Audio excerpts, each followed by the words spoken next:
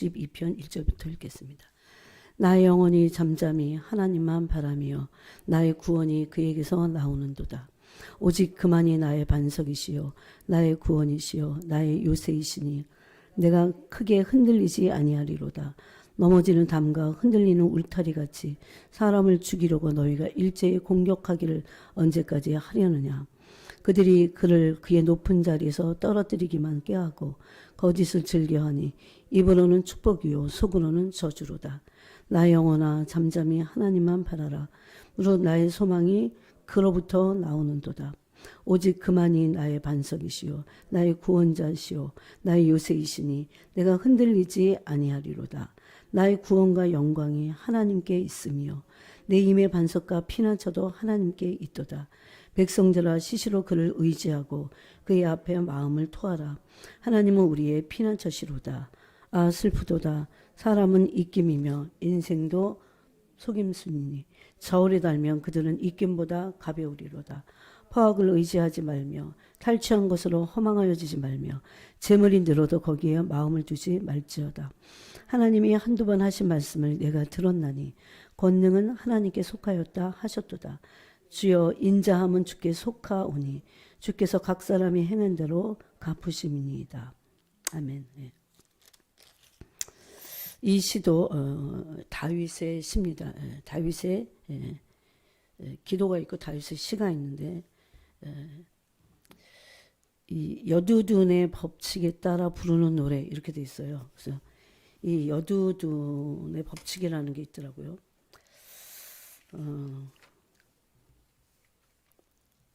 시편 77편도 아삽의 시인데 여두둔의 여기 보니까 여두둔의 법칙이라고 되어 있죠.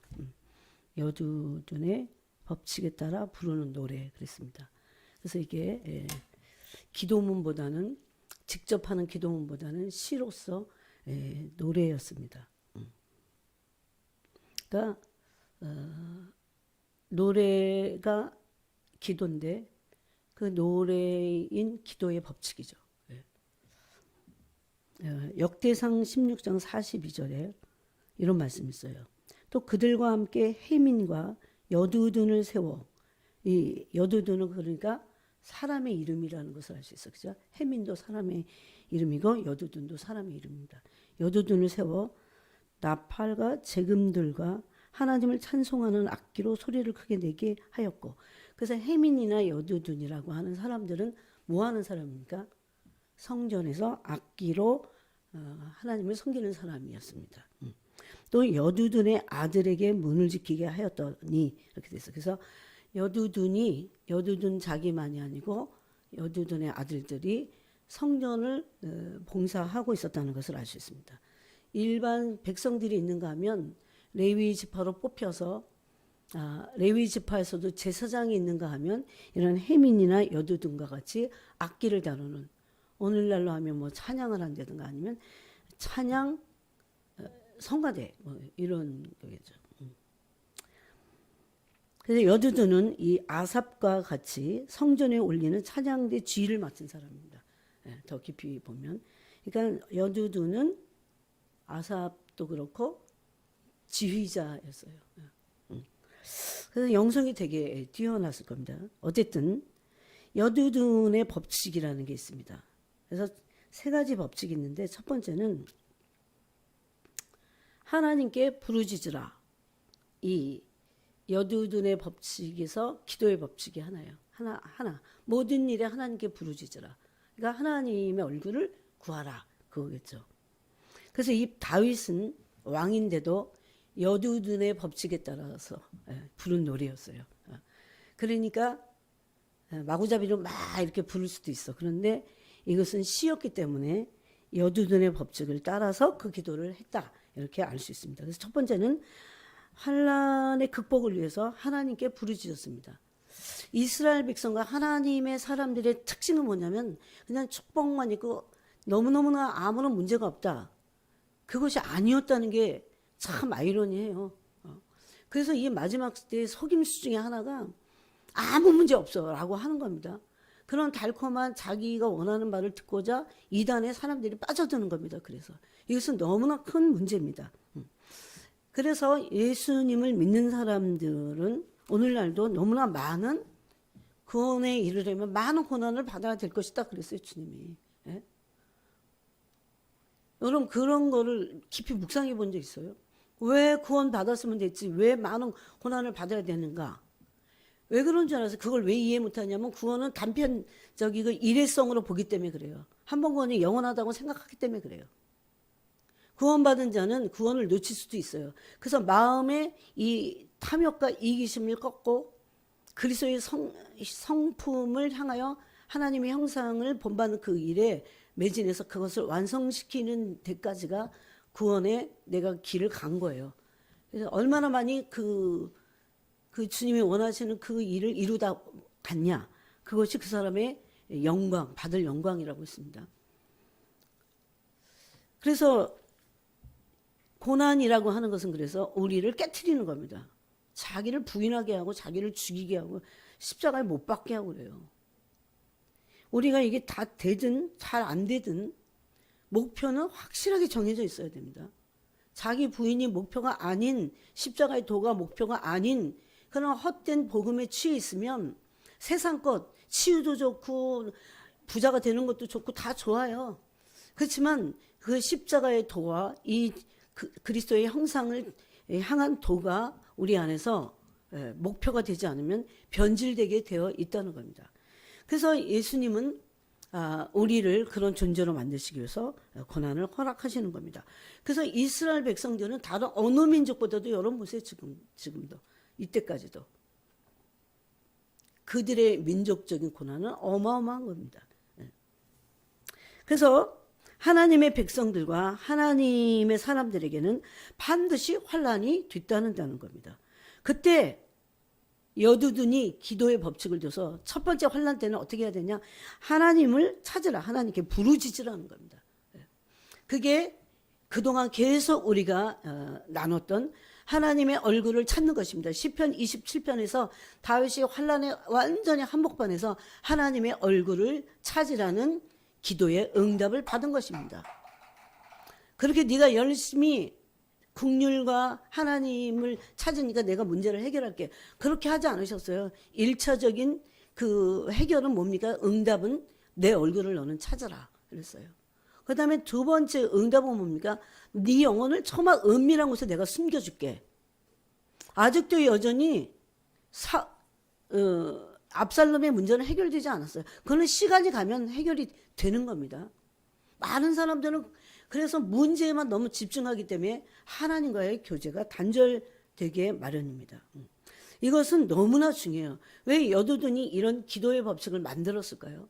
어떤 문제 앞에서도 하나님의 얼굴을 구하고 하나님께 부르짖어야 된다는 겁니다. 그 두 번째로 여두둔의 기도의 법칙은 주의 행사, 주님이 행하신 주님의 행사는 뭡니까, 여러분? 구약에서 대표되는 주님의 행사는 뭡니까? 날 그냥 도와주신 거요. 하나님이 당신의 기이한 일과 놀라운 일을 내가 행했다 그러면서 나의 행사를 기억하라고 말씀하신 것은 이스라엘 민족을 향한 구원입니다. 그것은 단순히 홍해를 가른 그런 어떤 물리적이고 현상적인 것만이 아니에요. 이것은 하나님이 하나님의 백성들을 바로의 손으로부터 구원하신 겁니다. 그래서 바로의 세상은 오늘날 신약시대를 살아가는 우리들에게도 세상입니다. 세상. 마치 우리를 갈라디아서 1장 말씀대로 악한 이 세대로부터 구원하듯이 바로 그 구원을 하나님이 구원을 행하신 크고 놀라우신 하나님의 구원을 깊이 생각하라는 겁니다. 이것은 홍해 앞에서의 절박한 간절함의 기도입니다. 그러면 주님의 구원의 행사를 깊이 생각하라는 이유는 뭡니까? 믿음으로 주님이 행하신 구원을 깊이 생각하는 것은 지금도 이 환난에서 나를 구원하실 것이다 라고 하는 믿음을 가지고. 왜? 그것이 증거가 있기 때문에. 이스라엘 민족을 바로의 손에서 홍해를 건너게 하셨잖아요. 만약에 바로의 손에서는 구원하셨어. 근데 홍해가 쫙 지금 있는데 뒤에는 바로의 군사들이 쫓아오는데 홍해에서의 구원이 없었다면 홍해에서 이스라엘 민족도 똑같이 바로의 군대와 같이 수장됐을 겁니다. 그건 구원이 아니죠. 그죠? 그들은 믿음이 아니라 하나님을 시험하다 바로의 군대들은 물에 빠져 죽었다고 성경은 히브리서에서 말씀하고 있어요. 이스라엘 백성 어떻게 됐을까요? 홍해까지 오니까 이스라엘 민족이 또다시 엄청난 원망을 하기 시작했어요. 참 사람은 정말 앞에 문제 있으면 하나님 자꾸 원망해요.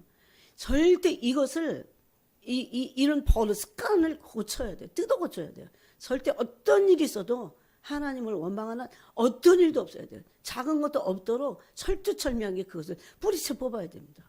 심중에도 둬서는 안 돼요. 말로만이 아니라 어떤 사람은 말을 하기를 좋아하는 기질이 있어요. 그래서 막 말해. 그렇지만 말하지 않는 사람들이 말을 안 하는 게 아닙니다. 심중에서 왜? 라고 하는 질문조차 이제는 하지 말아야 됩니다. 주님의 구원은 홍해에서도 구원하셨어요. 바로의 손에서 구원하신 하나님은 홍해에서도 홍해를 가르침으로 구원하시고 믿음이 없는 하나님을 시험했던 그래서 바로의 군대들과 같이 하나님을 시험하는 사람들은 홍해에 빠지게 되어 있습니다.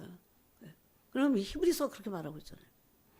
그래서 이 여두둔의 기도의 법칙의 두 번째는 하나님이 행하신 구원의 그 행사를 구원을 깊이 생각하라. 언제? 환난의 때에. 홍해 앞에서의 구원. 그래서 홍해 앞에서 모세는 얼마나 절박했을까요? 하나님의 백성들도 절박했을 겁니다. 그때 하나님을 시험하거나 불신으로 하나님을 시험하거나 그러지 말고 완전한 믿음을 가지고 그 대신 절박하고 간절한 마음을 가지고 기도하라는 겁니다. 하나님의 구원을 믿고. 그래서 이 두 번째는 주님의 행사를 깊이 생각하라. 이것이 두 번째 여두둔의 기도의 법칙이에요. 세 번째는 하나님 같은 신이 없음을 고백하라. 하나님 같은 분은 없다. 옛날에 모세를 구원하셨지만 나는 내 문제는 어떻게 하실까? 라고 하는 것을 불신을 하지 말고 하나님 같은 신은 없다. 하나님 같은 구원자는 없다. 나를 구원하실 하나님은 한 분이시며 하나님보다 더 위대하신 절대 주권을 가진 그 절대 주권과 함께 구원자라고 하는 것이 중요해요. 여러분 하나님보다 위에 누가 있어? 다른 어떤 존재가. 그러면 하나님은 그 어떤 존재의 말을 들어야겠죠. 근데 그 존재가 나를 구원하기를 원치 않아. 그럴 일이 없다는 거죠. 하나님은 완전한 구원자이시면서 동시에 절대 주권자라는 겁니다. 그러므로 하나님보다 더 큰 구원의 절대 주권을 가진 분이 없다고 하는, 즉 하나님 같으신 분이 없음을 고백하는 겁니다. 이것이 세 가지 여두둔의 기도의 법칙입니다. 여러분 사실 우리 중에 어떤 사람도 나는 기도를 하니까 또 때로는 어떤 사람은 또 막 나는 기도를 안 하니까 자기 스스로를 자기가 판단하면서 또 뭔가 행동을 잘하는 사람들은 스스로 의롭다고 할 수도 있어요. 그렇지만 하나님 앞에서만큼은 의롭다고 할 수 있는 사람은 한 명도 없습니다. 그래서 우리 모두를 하나님이 아들로 대우하시면서 징계에 연단하시는 겁니다. 사생자가 아니기 때문에.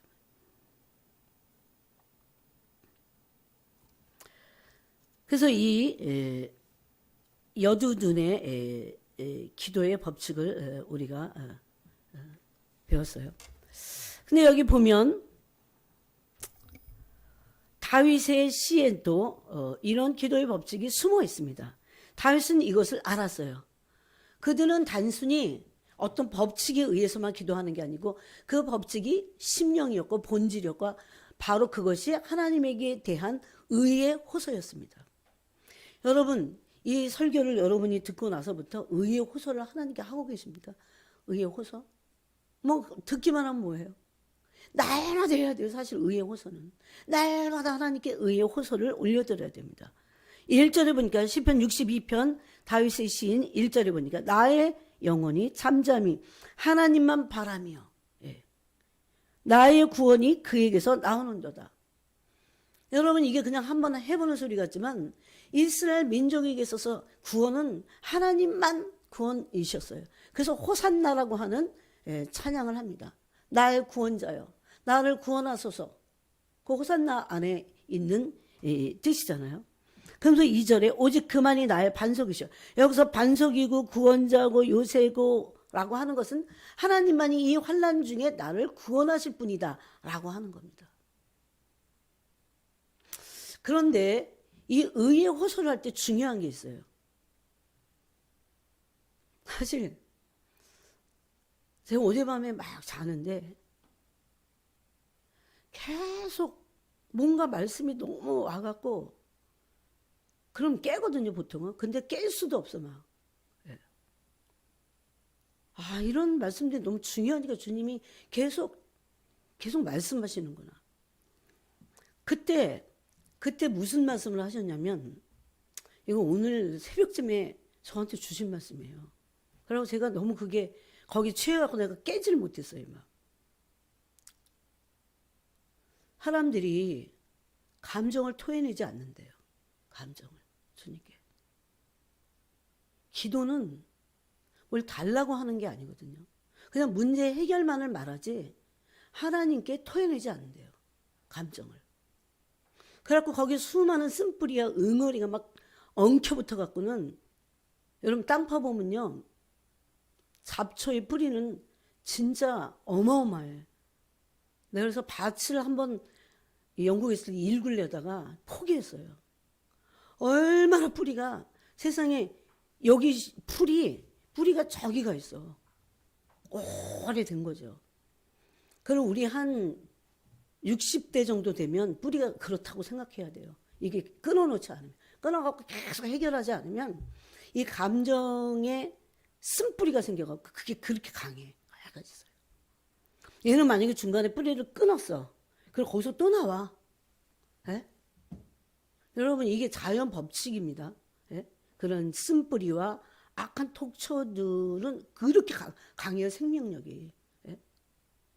그러면서 그것을 토해내지 않기 때문에 감정이 응어리가 있고 그래서 순종할 수 없다고 말씀하셨어요. 순종할 수 없대요. 그 감정이 토해지지 않는 한은 그래서 의지가 중요해요. 여러분 감정에 의해서 하나님의 말씀을 순종해야지 이렇게 하는 것보다 의지적인 결심이 믿음과 함께 있을 때 더 순종하기 좋잖아요. 그런데 사람들은 그래서 의지만 생각한다는 거예요. 아마 제가 누워있는데 계속 이걸 막 말씀하셔서 막 듣고 있는 거예요. 제가 지금. 의지만이 아니라 의지 앞에 감정을 토해내는 이것을 해야 된대요. 왜 그렇게 의지적인 결심도 오래가지 못하고 왜 믿음의 의지는 원래 굉장히 올바른 거예요. 굉장히 강력하고. 근데 그렇지 않대요. 왜 그러냐면 감정의 응어리와 쓴뿌리가 너무 많기 때문에 감정이 하나님께 토해지지 않기 때문에 어떤 문제나 어떤 환경이 왔을 때 사람들은 하나님께 그 문제가 해결되도록은 기도하지만 그것으로 인한 감정을 토해내지는 않는다는 거예요. 그 안에 무슨 감정이 있을까요? 두려움, 시기, 질투, 불안, 염려, 근심, 초조 뭐 이루 말할 수 없는 거예요. 저급함, 네? 세상 사랑, 네? 감정적인 거에서 나오는 음란, 네? 겉으로 다 안 행해도 20대만 음란한 게 아니야. 저 60대거든요. 60대 엄청 음란해 제가 보니까. 심지어 80대 음란해요. 몸이 안 따라줘서 그렇지.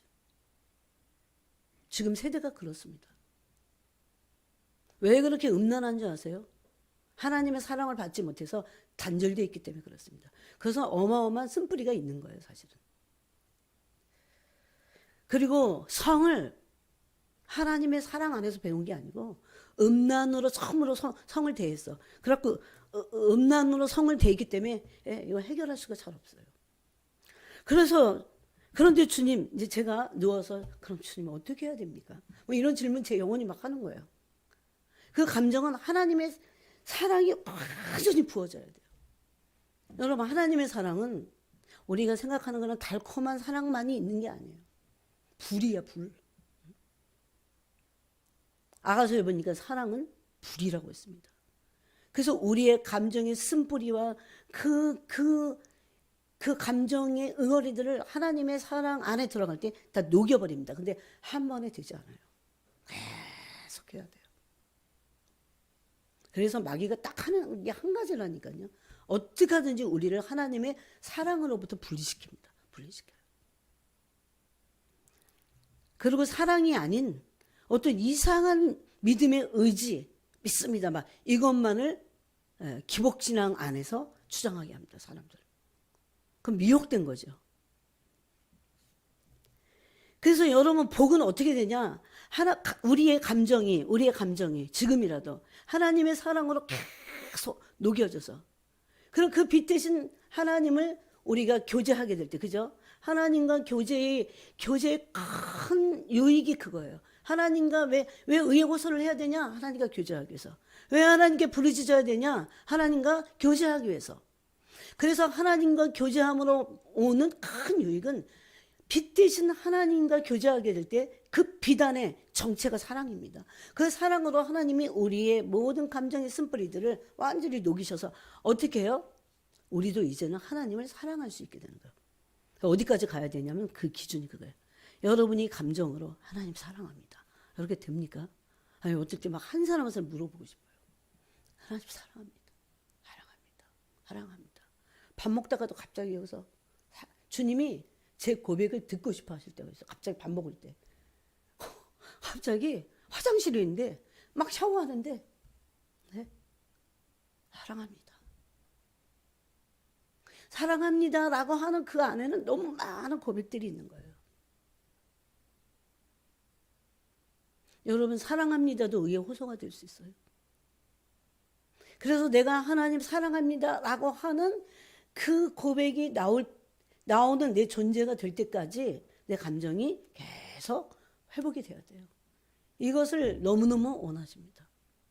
만약에 우리가 그런 감정의 의의 호소를 통해서 감정이 우리의 감정이 쓴뿌리가 우리의 악한 그 감정들이 막 응어리가 있잖아요, 여러분. 이것을 하나님의 사랑으로 녹이지 않는다면 우리 부패하게 돼 있어요. 왜 부패하냐? 그 감정 때문에. 그래서 감정이 하나님을 사랑해서 이제는 쭉 갈 수 있는 거예요.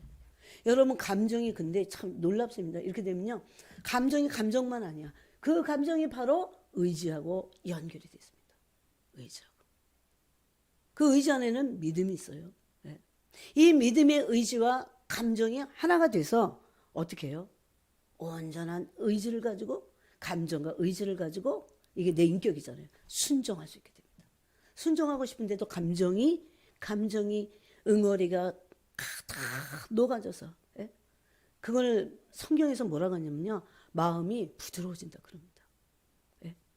마음 부드러워져. 쓴뿌리가 없고 응어리가 없고 마음밭이 부드러워지는 거예요. 이것이 얼마나 중요한지 모릅니다. 그러면 그것이 많이 내 옛 성품 안에 있는 감정들이 해결이 될 때 우리가 어떤 상태에 들어가게 되냐면 믿음의 의지와 감정이 하나가 돼갖고 꾸준히 어떤 일이 와도 주님을 사랑합니다. 이건요 신부야. 그야말로 신부예요. 어떤 일이 일어나도 고통을 당할 수는 있어요. 고통을 느끼고 아파할 수 있어요. 그렇지만 주님을 사랑하는 그것이 그 고통을 당할 때 그 감정을 또 녹여버립니다. 또 녹여버려요. 그래서 어떤 것도 나에게 응어리를 주고 쓴뿌리가 되지 않게 합니다. 이게 너무 중요해요. 그래야 좋은 인격을 가지고 감정과 의지를 가지고 하나님께 순종할 수 있어요. 좋은 순종을 해드릴 수 있어요. 그래서 이것이 얼마나 중요한지 모릅니다. 다윗은 이게 믿음의 의의 호소를 통한 믿음의 결단을 지금 고백하는 겁니다. 2절에 오직 그만이 나의 반석이시요 나의 구원이시요 나의 요새이시니 내가 크게 흔들리지 아니하리로다. 믿음이 굳건한 거죠. 안 흔들리는 거예요. 뭐가 해결됐기 때문에. 사울로부터 쫓기면서 얼마나 두려웠겠어요. 예? 얼마나 감정이 지치고 상한 거 아세요, 여러분? 예?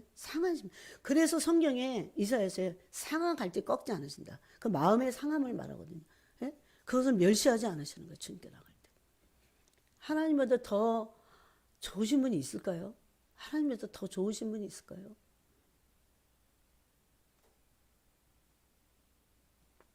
사람은 넘어지는 담과 흔들리는 울타리 같아요. 그런 사람을 죽이려고 원수들이 일제히 공격을 한다고 했습니다. 그런데 나의 영혼아 잠잠히 또 5절에서 동일한 고백을 합니다. 하나님만 바라라. 무릇 나의 소망이 그로부터 나오는다. 오직 그만이 나의 반석이시오 나의 구원이시오 나의 요새이시니 내가 흔들리지 아니하리로다. 그래서 다윗은 감정의 응어리들을 하나님 앞에 날마다 토한 겁니다. 그 의호소 안에 있는 거예요. 그러므로 감정에 응어리가 없어. 감정이 상처 넣어서도 아무런 응어리가 없어. 그 감정도 하나님의 사랑으로 쉽게 다 아물어버려. 그래서 항상 사람이 되게 밝은 사람이에요. 다윗을 보면. 하나님을 뜨겁게 사랑해. 어떻게, 여러분, 이건 제 경험이에요. 사람이 감정에 상처를 받고 막 그게 응어리가 되잖아요. 그럼 하나님 사랑합니다. 그거 잘 안 돼요. 내 감정이 상했기 때문에 거기 응어리가 있어. 그러면 더 안 돼.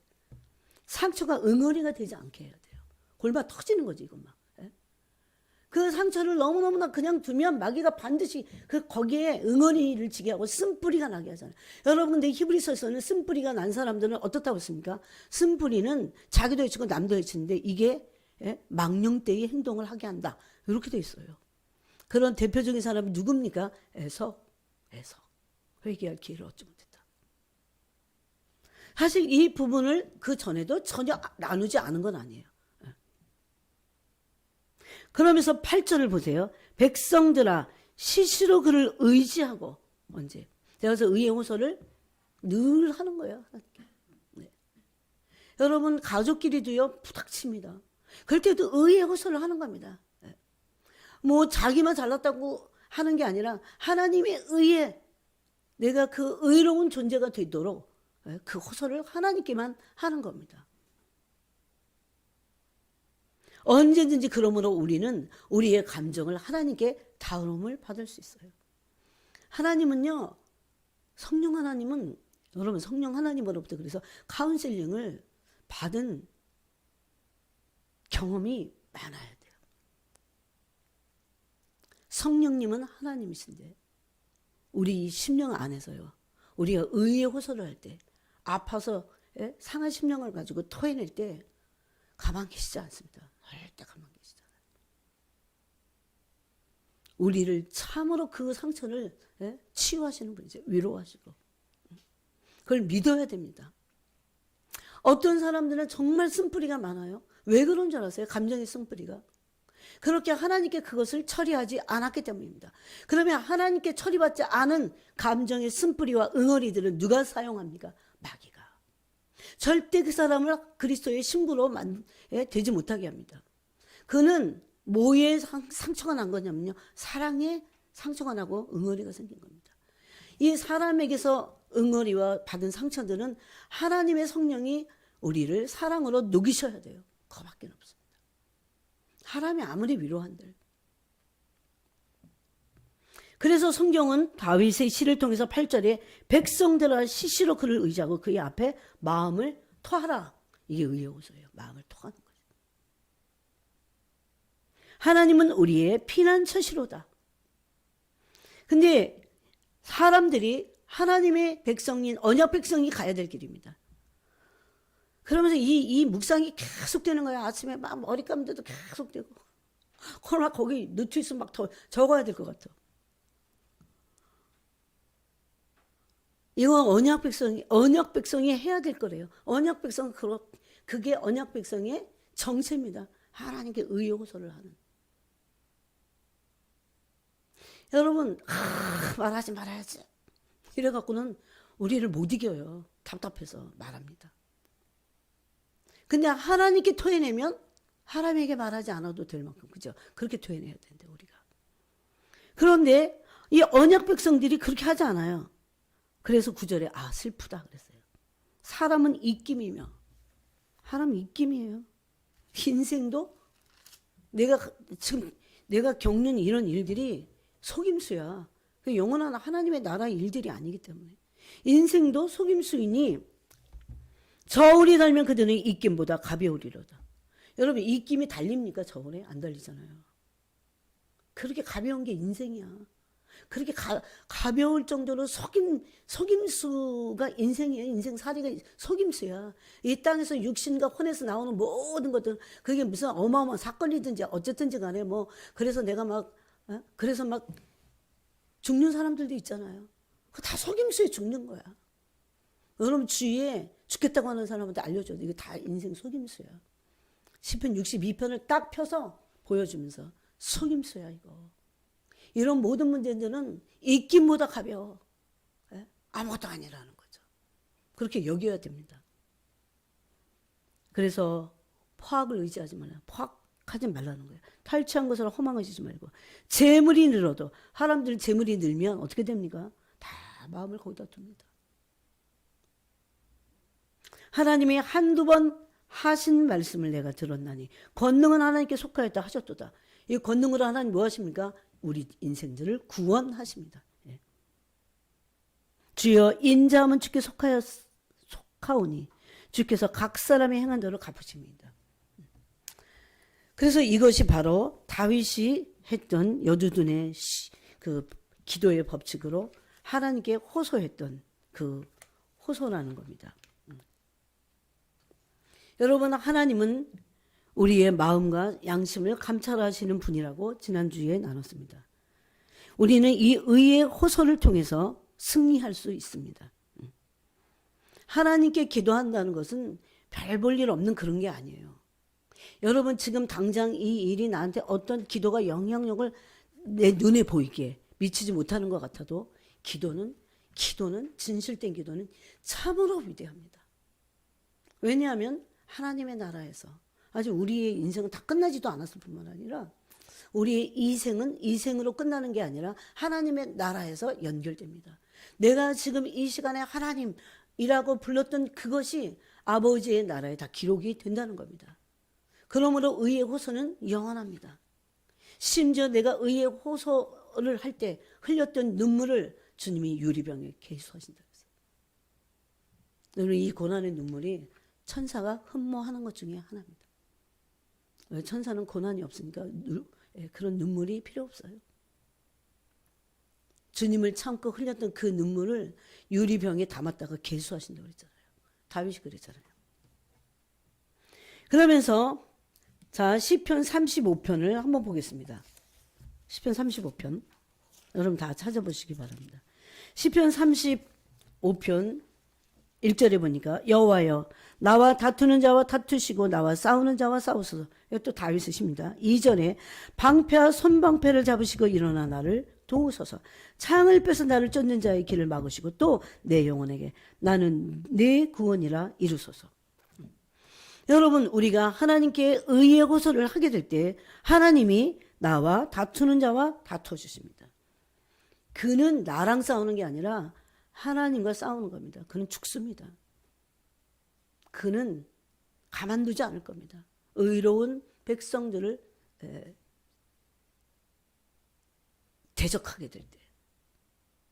그러면서 뭐라고 하십니까? 이거 주님이 주신 말씀이에요. 하나님이 방패와 손방패를 잡으시고 일어나서 우리가 의의 호소를 하나님께 하게 될 때 어떻게 해요? 우리는 의의 호소를 하기 전에 사람하고 막 싸우잖아. 예? 내가 어떻게 좀 해보려고 하잖아요. 그거 말고 하나님께 의의 호소를 하게 될 때 하나님이 방패와 손방패를 잡으시고 어떻게 해요? 일어나셔. 뭐 하시려고? 나를 도우시려고. 이때 나를 대적하던 사람들은 하나님이 그만 가만두지 않을 겁니다. 하나님이 대신 싸워주신다는 겁니다. 나를 도우시려고 일어나신대요. 나를 도우시려고. 언제라도 우리는 매일 하나님께 의의 호소를 해야 됩니다. 여러분 집에 믿지 않는 식구들, 배후에 악한 형들이요 진짜 나를 넘어뜨리려고 합니다. 믿음이 또 없는 사람들. 그때 우리가 그 사람들, 그래서 주님 뭐라고 했어요? 집안 식구가 원수다 그랬어요. 그런데 그들과 그냥 인간적으로 해가고 되지 않습니다. 하나님께 의의 호소를 해야 돼요. 하나님께 울부짖어야 됩니다. 그럴 때 하나님이 때가 되면 방패와 손방패를 잡으시고 일어나세요. 여러분 상상을 해보세요. 그래갖고 날 도우시려는. 네? 그런데 의의 호소를 하는 사람들은 어떤 사람이냐라고 하는 것이, 의의 호소를 하는 사람들은 의의 호소를 하게 될 때 하나님이 손방패를 들으시고, 방패와 손방패를 들으시고 그를 도우시려고 일어나. 대적들입니다. 그들이. 근데 이 의의 호소를 하는 사람들은 시편 7편을 보세요. 시편 7편에 보니까 이런 말씀이 있어요. 10절에 나의 방패는 아까 하나님이 나의 방패가 되신다고 그랬잖아요.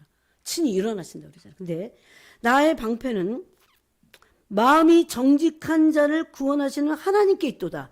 그러면 하나님이 방패와 손방패를 드시고 일어나서 그를 도우시는 그 대상이 어떤 사람이라는 걸 지금 시편 7편 10절이 말합니까? 마음이 정직한 자. 마음이 정직한 자.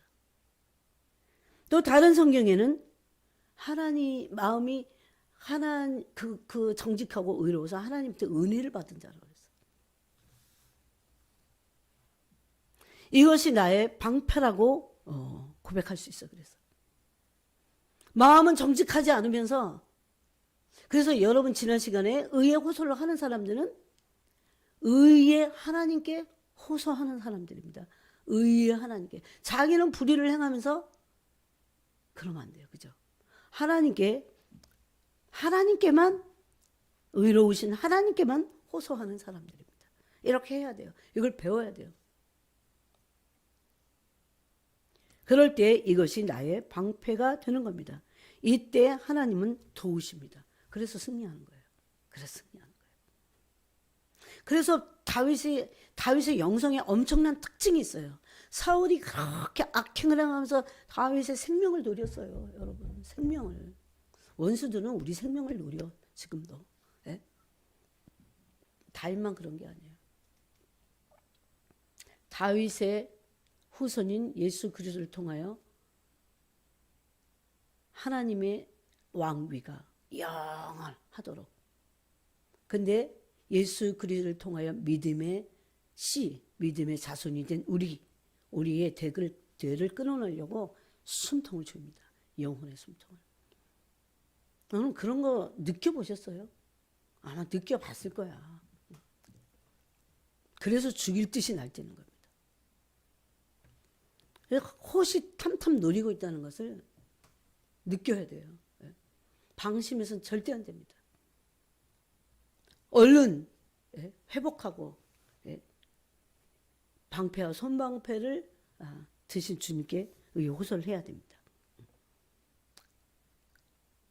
그래서 다윗의 특징이 뭐냐면, 다윗이 시편 139편과 23, 24절과 시편 26편 1, 2절에서 뭐라고 합니까? 완전하기를 원했고, 그때 다윗이 고백한 게 뭡니까?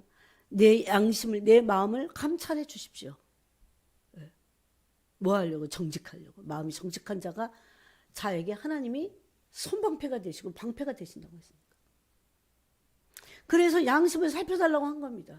내 양심을 감찰해 달라고 한 겁니다. 내 뜻과 내 양심을, 마음을 감찰해 주시고 단련하소서. 시편 139편은 그렇게 돼 있어요.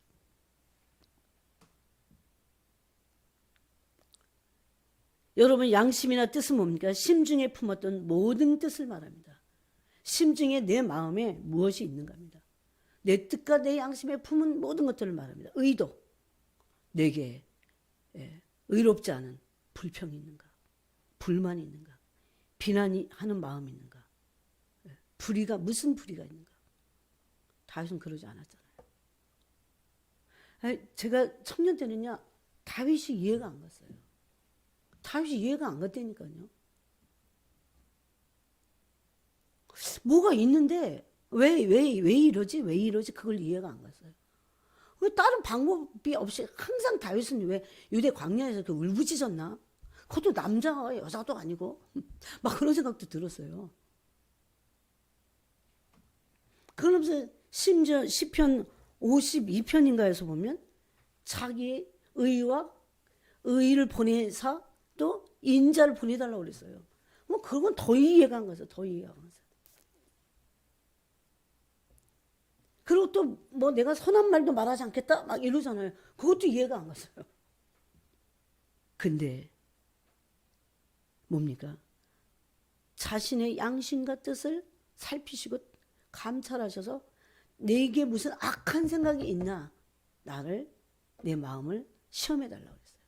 그래서 양심을 단련해 달라고 했어요. 그게 답입니다. 그래서 다윗이 아무 말을 하지 않은 거예요.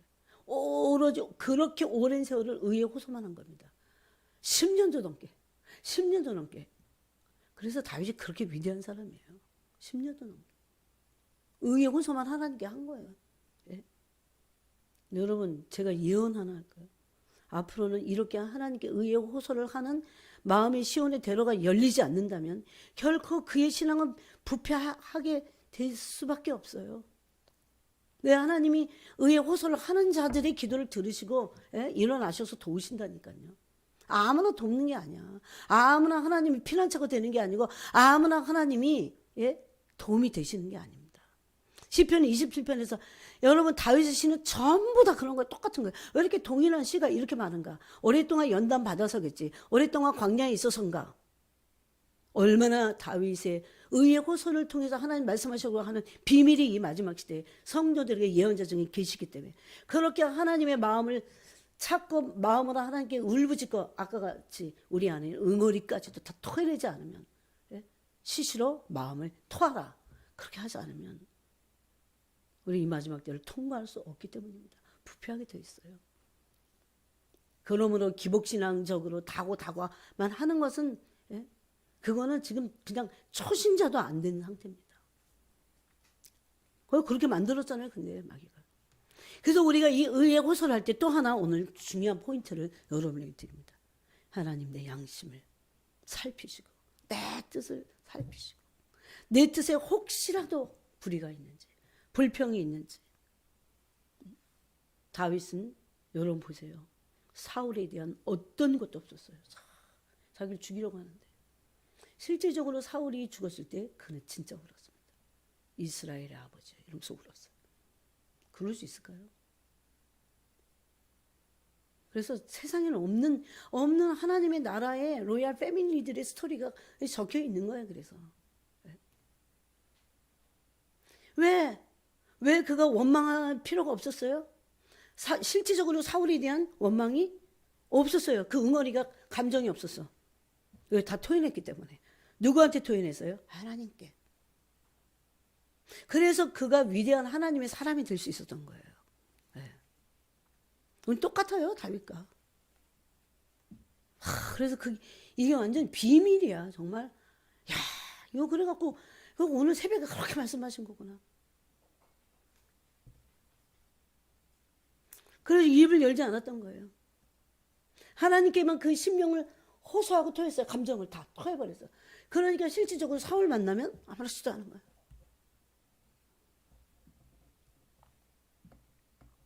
하나님만이 구원이시다는 거. 이게 여두둔의 기도의 법칙입니다.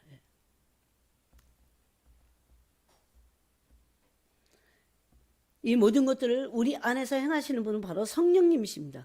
그러므로 우리는 이 종말에 성령의 능력으로 우리가 하나님의 사랑을 입어서 심령의 감정의 심령을 다 토해내므로 우리는 승리하는 사람이 될 수 있습니다. 여러분 이게 신부예요. 신부는 그래서 늘 어때요? 평강 가운데 있어요. 평강 가운데.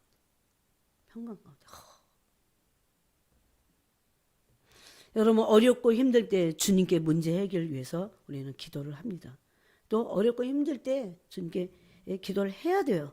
그렇지만 문제 해결만을 위해서 기도한다면 가장 진실한 마음을 가질 수는 없어요.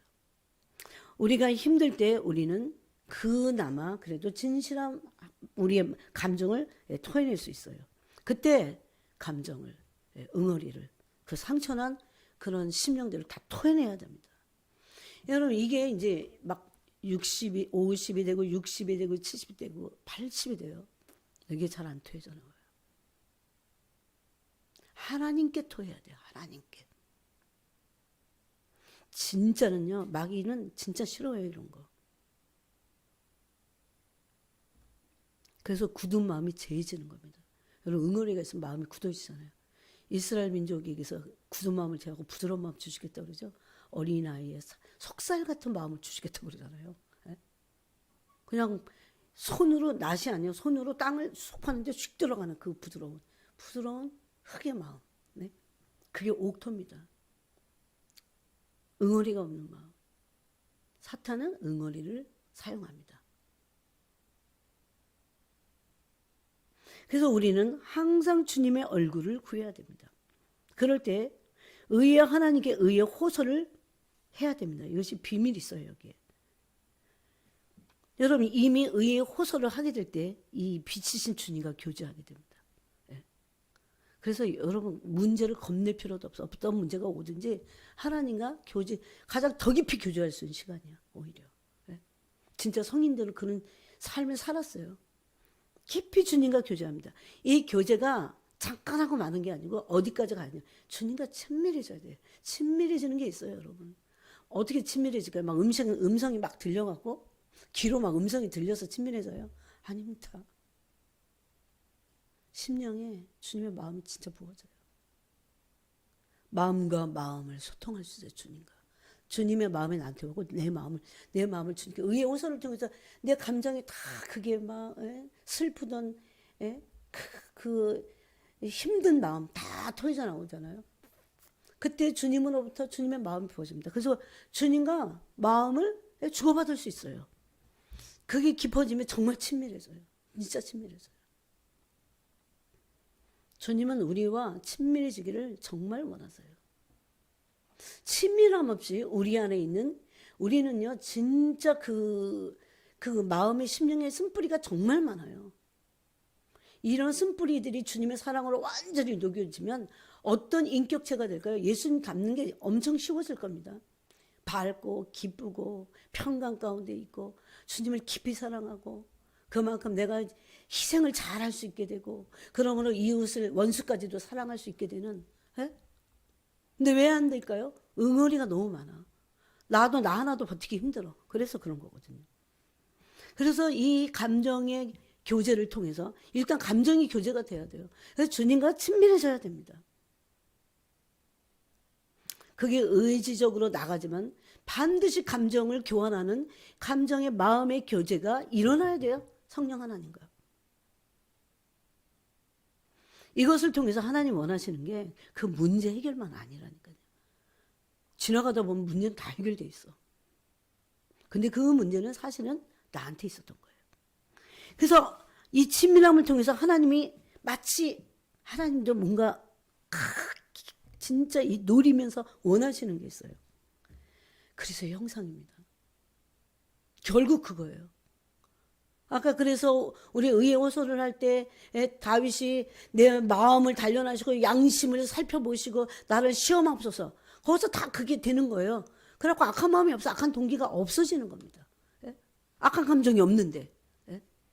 근데 대부분의 사람들은 이런 악한 감정들을 쌓는다는 겁니다. 쌓은 선에서 선을 내고 그랬잖아요. 그래서 의지도 악해지는 겁니다. 절대 교회는 10년, 20년, 30년, 40년, 50년 직분도 다 봤는데 절대 순전한 순종을 하기가 그렇게 힘들어요. 쓴뿌리가 많아서. 그걸 처리하지 않았기 때문에.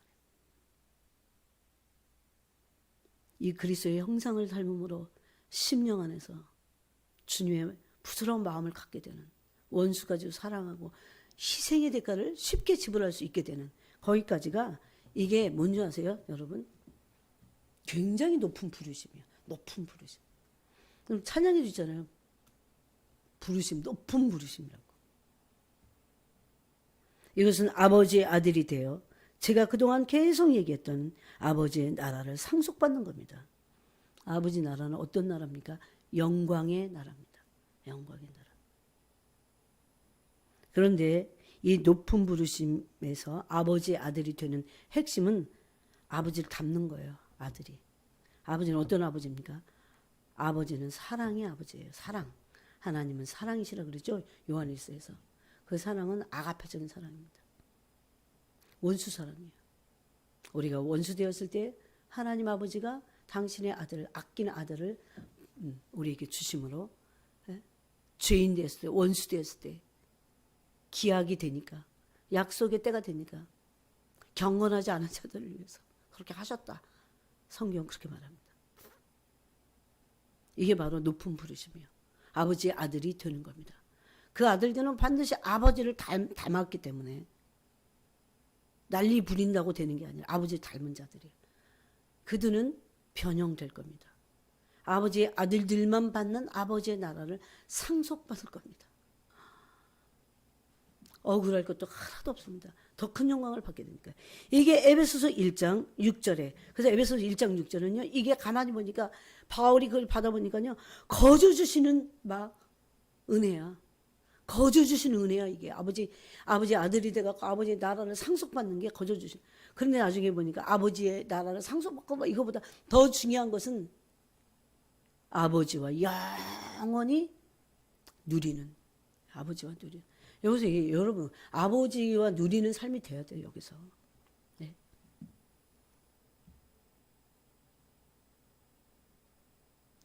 그럴 때 환경을 나를 다스리기 시작하십니다. 하나님이. 의의 호소를 해서 친밀해지고 그런 그리스도의 형상을 자꾸 담게 될 때 이 환경 그냥 문제 자체를 또 나를 다스리기 시작하십니다. 하나님.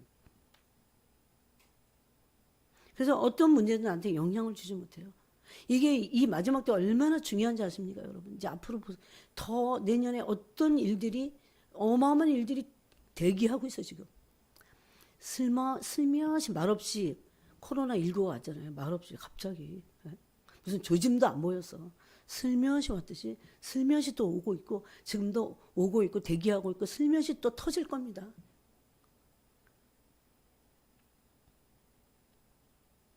그럴 때 의의 호소가 얼마나 중요한지 알겠다. 그러면 그 장소에 그 나를 그리스도께서 다스리게 될 겁니다. 그거야 하나님의 나라가 임하는. 하나님의 나라 안에는 기적과 모든 것을 다 동반합니다. 그래서 여러분 의의 호소를 통해서 우리가 마침내 그리스도께 복종하게 되는, 굴복되는 거. 굴복되는 거 아세요? 응? 그렇게 될 때 이 하나님께 굴복되는 것은 정말 중요한 조건입니다. 그리고 단순히 문제 해결만이 아닌 하나님께 우리가 굴복된 데까지 나가야 됩니다. 그래서 오늘 말씀 5절에서 6절과 같이 마음의 영역을 다 토해내야 합니다. 그래야 하나님께서 영으로 우리 마음에 계실 수 있게 돼요. 그래서 중심의 시편 51편 6절을 보니까 하나님은 중심의 진실함을 원하신다 그랬어요. 이 중심의 진실함이란 하나님께 모든 것을 아뢰고 심령을 토해내는 상태를 말합니다. 다 토해내서 진실한 거예요. 뭐는 숨기고 그런 게 아니라 다 토해내는 거죠. 정결함을 받는 것이에요. 감정의 응어리가 완전히 다 녹아지는 것입니다. 만약에 그런 데도 또 있다면 또 나가서 또 다 토해내야 됩니다. 그런 사람은 말을 쓸 수 없어요. 말 절대 쓰지 못합니다. 이런 응어리가 있는 사람들을 마귀가 이 사람들은 순종할 수 없어요. 온전한 순종 안으로 들어갈 수 없다니까요. 감정에 그런 응어리가 쓴뿌리가 있으면은 여러분 이 마음밭이거든요. 그러나 하나님 말씀이 떨어져 그 뿌리를 내려고 인내로 결실해야 되는데 그걸 못해. 이게 법칙이라니까요. 네? 그러려면 마음부터 기경을 해야죠, 그죠? 네. 쓴뿌리와 독초와 이런 것들 다 그게 만약에 밭으로 반드시 써야 된다면 거기에 온전한 하나님의 말씀의 씨를 뿌려야 된다면 이거부터 다 기경을 하는 거죠. 계속 그 작업부터 하는 겁니다. 그렇게 되면 열매를 맺지 말라고 해도 열매를 맺습니다. 햇볕 있죠. 바람 있죠. 땅에 물이 되죠. 다 돼도 열매가 맺혀지지 않는 땅은 쓴뿌리와 독초가 있는 것입니다. 돌이 있는 것이에요. 그래서 이것을 치워내는 게 너무나 중요합니다. 그게 시초가 어디예요? 감정입니다. 감정이라고 하는 것에. 그래서 이런 문에 감정의 문을 열면 마귀는 완전히 들어와서 우리를 짓밟으려고 합니다. 그래서 여러분 감정이 악한 그 병든 감정들이 다 여기 상처들이 다 쓴뿌리들이 응어리들이 감정의 쓴뿌리 다 거기서 다 주님으로부터 섬김을 받아서 다 거기서 온전해져요. 그러면 주님을 자꾸 사랑하게 돼요. 점점 더 사랑하고 더 사랑하고 더 사랑하고 이웃도 자꾸 더 사랑하고 더 사랑하고 그게 감정에 상처가 없기 때문에 쉽게 되는 겁니다. 점점. 아무리 의지로 결심을 해도 감정이 그러면 안 되는 거야 이게. 그래서 의지도 나중에 또 이게 또 무너지고 그러는 거죠. 그 의의 호소는 얼마나 좋은 겁니까? 의의 호소. 하나님께 우리가 울부짖을 수 있다는 것은 너무나 감사한 일입니다. 그래서 오히려 우리가 받는 고난이 주님께 의의 호소를 통해서 감정이 들여질 때 주님을 더욱 사랑하게 돼요. 더욱 사랑하게 돼요.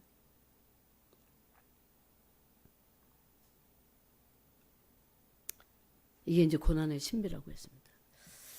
그래서 여러분이 하나님을 찾는 그 훈련을 하셔야 돼요. 의의 호소를 하는. 제가 그랬죠. 지난 시간에 의의 호소를 하는 그 지성소 안에 들어갈 때 거기는 두려움이 없어요. 제가 봤어요, 그걸. 두려움이 없어요. 어떻게 이런 장소가 있을 수 있을까? 어떻게 이렇게 두려움이 없을 수 있을까? 그런 생각하게 됐어요. 근데 다시 거기서 밀려날 때 다시 두려움이 있어요. 그래서 거기서 완전히 우리의 모난 감정이 쓴뿌리들 다 제거되고 완전히 평강과 두려움이 없는 그런 순간까지 의의 호소 안에 우리가 그 속에서 머물러 있어야 됩니다. 기도하겠습니다. 하나님 아버지,